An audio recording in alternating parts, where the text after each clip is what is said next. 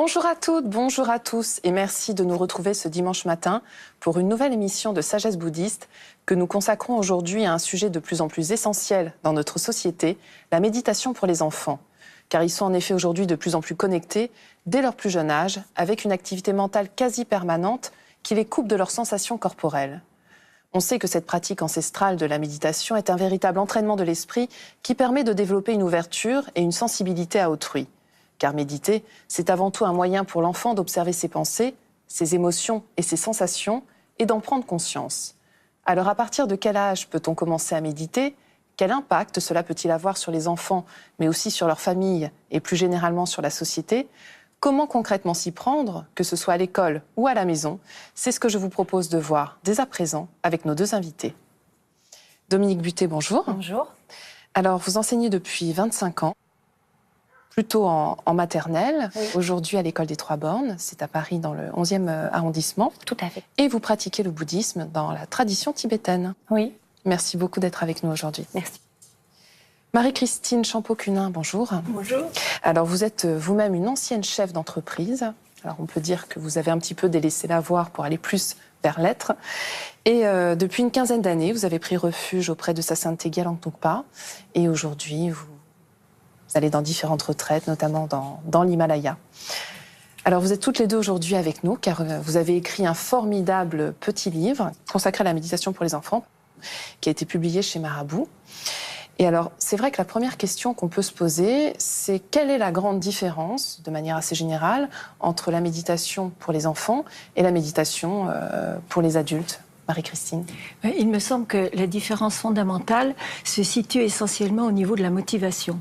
Parce qu'il est sûr que la motivation pour pousser un enfant à méditer va être par exemple qu'il soit en bonne santé, une méditation de bien-être, ou peut-être que les parents vont vouloir lui donner une vision un peu différente des choses, de manière à ce que sa vie ait plus de sens ou qu'il ait plus confiance en lui.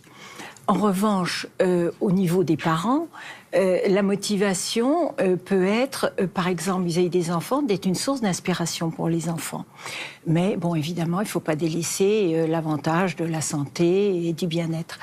Mais je crois que pour les adultes, il ne faut pas oublier que la méditation est un outil extrêmement puissant pour tout chemin spirituel, et ce, quelle que soit la tradition. Évidemment, si on est bouddhiste, eh bien, la motivation va être plutôt de rechercher la vérité ultime, de rechercher l'éveil.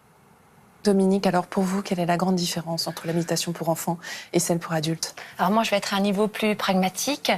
Les enfants ont un énorme besoin de bouger, et donc il faut vraiment prendre en compte ce besoin de mouvement quand on propose des exercices de méditation aux enfants.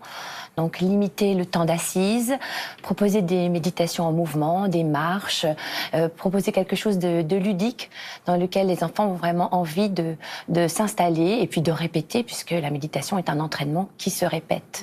Justement, en quoi elle ressemble concrètement cette méditation pour enfants ? Alors, tout comme les enfants font du sport pour entraîner leur corps, eh bien, il est facile de leur expliquer qu'avec la méditation, l'enfant va entraîner son esprit de façon régulière et répétée à être pleinement présent, à être complètement attentif à tout ce qu'il vit. Alors, il va apprendre à diriger son attention tout d'abord vers l'intérieur pour, comme vous l'avez dit tout à l'heure, être plus à l'écoute de ses sensations corporelles, de ses sentiments, de sa respiration, de ses mouvements intérieurs. Et puis aussi, il va s'entraîner à être attentif à ce qui se passe à l'extérieur, donc en développant l'écoute, la vue, les 5 sens, pour goûter le monde pleinement. Et puis, par extension, il va apprendre aussi à être pleinement attentif à l'autre, par une écoute profonde. Il va s'intéresser à ce que l'autre ressent. Et donc, il va développer son altruisme. Donc, on peut dire que la méditation, c'est vraiment le développement de l'attention à tous les niveaux. Oui, effectivement. Alors, Marie-Christine, c'est très important, le développement de ces qualités. Eh bien, sur quoi on travaille? Moi, je vais vous donner une réponse extrêmement simple. J'ai posé la question à Sa Sainteté le Galwan Drukpa parce que, avant de me lancer dans l'écriture d'un livre, évidemment, j'ai voulu lui demander son conseil et son avis. Et il m'a dit que pour les enfants et pour les grands-enfants, pour les adolescents, il y avait une seule chose qui était vraiment importante, c'était l'ouverture. C'est le message, un seul message, m'a-t-il dit, à faire passer. C'est un message d'ouverture du cœur, d'ouverture de l'esprit, d'ouverture aux autres, d'ouverture aux animaux, d'ouverture à l'environnement, au monde. Mais comment réussir ce message, cette ouverture? Eh bien, tout simplement, il y a une technique, une seule, selon lui, selon Sa Sainteté, la méditation. Voilà. Alors, vous vous occupez, je le dis, de vous avez eu différentes classes, mais aujourd'hui c'est la maternelle. Donc, petite section, des enfants qui ont 3 ans. Oui. Est-ce que c'est l'âge à partir duquel, justement, on peut commencer à méditer? Oui, c'est pas trop jeune? Non, oui. On peut tout à fait commencer à partir de 3 ans et demi, donc dès l'âge de la petite section. Les neurosciences nous ont montré ces dernières années que la plasticité cérébrale, elle est là tout au long de notre vie, mais que le cerveau est particulièrement plastique au plus jeune âge, donc à 3 ans, on peut tout à fait commencer. Oui, et à la limite, c'est plus jeune on commence, mieux c'est. Voilà, on en a plus de bénéfices. Alors, comment est-ce que vous faites concrètement à l'école? Alors, moi, je peux vous parler de l'expérience que j'ai avec des enfants de 3 ans et demi, 4 ans.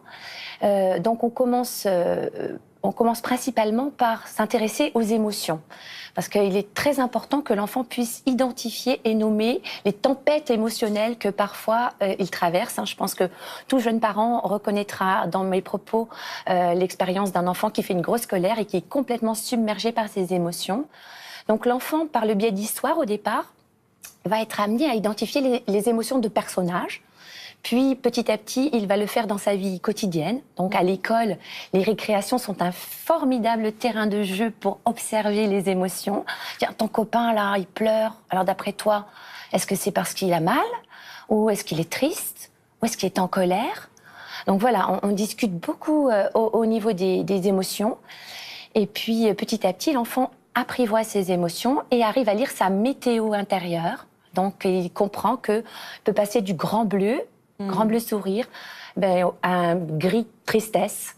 Donc, c'est très important l'apprentissage des émotions. Et puis, à d'autres moments dans la journée, on apprend à s'arrêter et à retourner à sa respiration. On prend 3 grandes inspirations, 3 grandes expirations. On essaye de voir où est-ce que ça bouge dans le corps. Et puis, la vie reprend. Alors, Marie-Christine, je crois que vous aviez quelque chose à ajouter, justement, une anecdote qui une toute petite... nous montre qu'on peut commencer très jeune. Oui, bien sûr, mais c'est une toute petite anecdote qui correspond un peu à la genèse de notre livre, puisque, en fait, ce livre est né quelque part de sagesse bouddhiste. Vous aviez invité, il y a, je crois maintenant, 4 ans, son éminence Galwa Dokampa, mon maître. Et il se trouve que j'étais à Londres avec ma petite fille de 3 ans et demi lorsque l'émission a été diffusée. Je l'ai donc regardée sur l'écran de l'ordinateur. Et j'ai été très surprise de voir l'enfant s'installer et concentré sur l'émission. Et je ne sais pas si vous vous souvenez, mais à la fin, vous aviez demandé à son éminence de montrer un petit exemple de respiration. C'était donc boucher une narine. Et quelle a été ma surprise de voir l'enfant qui le faisait très très bien, avec une concentration et avec un sérieux qui m'a étonnée, et ça m'a ouvert des horizons. Et là, je me suis dit, 3 ans et demi, c'est ce que tu confirmes d'ailleurs, c'est un bon âge. Alors, 3 ans et demi, c'est aussi le bon âge pour apprendre la gratitude, entre autres, on en parlait. Et vous avez des exercices très jolis avec des petits cœurs. Est-ce que vous pouvez nous raconter comment est-ce que vous fonctionnez, comment ça marche? Alors, avec les petites sections, on a une pratique hebdomadaire. Donc, tous les vendredis, on fait la ronde des petits cœurs. Et donc, les enfants sont invités à mettre dans ce petit cœur, qui est comme un coffre à trésors, des petits cœurs en peluche, ils sont invités à mettre un moment de la semaine qui leur a procuré du bien et du bonheur. Donc, chaque enfant s'exprime et met dans le petit cœur ce moment qui l'a rendu heureux. Et chacun doit écouter profondément la parole de l'autre. Donc ça, c'est un moment fabuleux.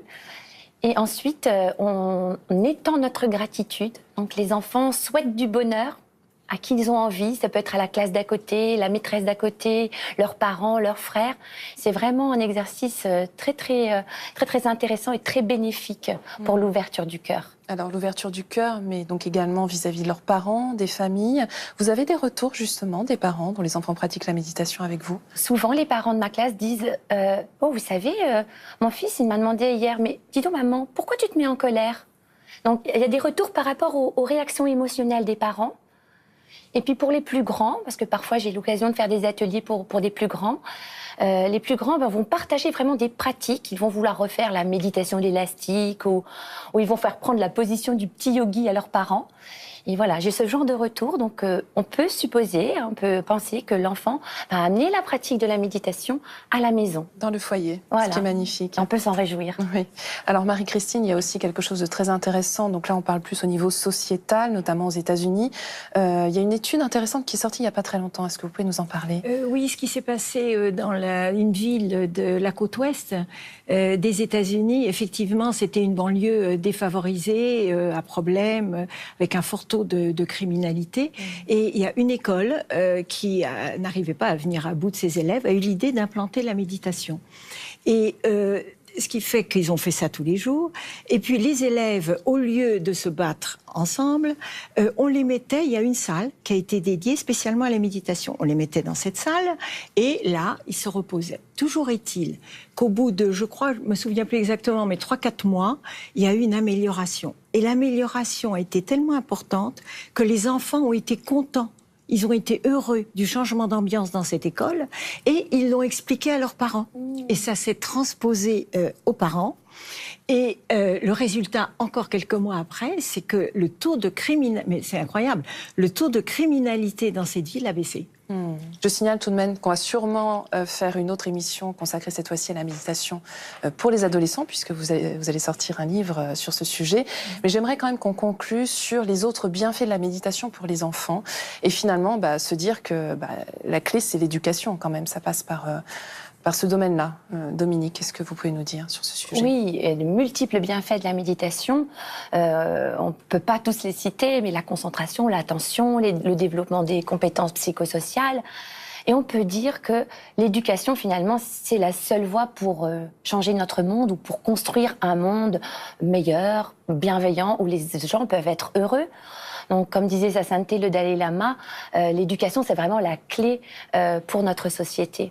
Donc, on peut faire le souhait que les enfants aient de plus en plus accès à la méditation.